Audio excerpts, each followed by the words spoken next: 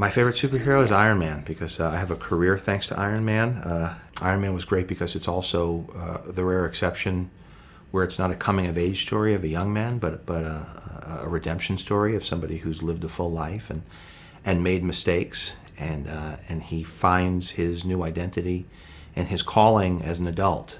And he also formed the identity of the superhero that he becomes, as opposed to it just happening to him.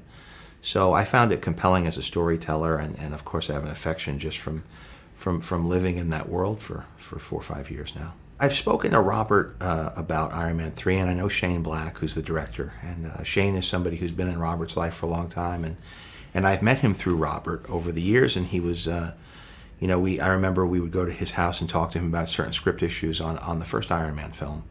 So I think he's well equipped to work on it. I don't know. They've been asking me if I'm available to play Happy Hogan in it. So I'm curious to see what they have, what they're working on. I've been pretty busy with Cowboys and Aliens as they've been developing the material for Iron Man 3.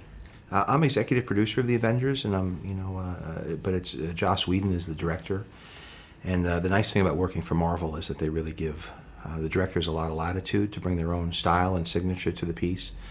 So it'll be interesting to see how Joss contends with all of the disparate characters and films that they came from as he combines them into the Avengers.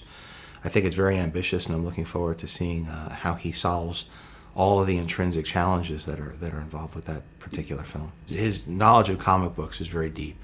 He's worked in that medium, and he's a big fan and has been for some time. He's been going to Comic-Con for a long time, and he's been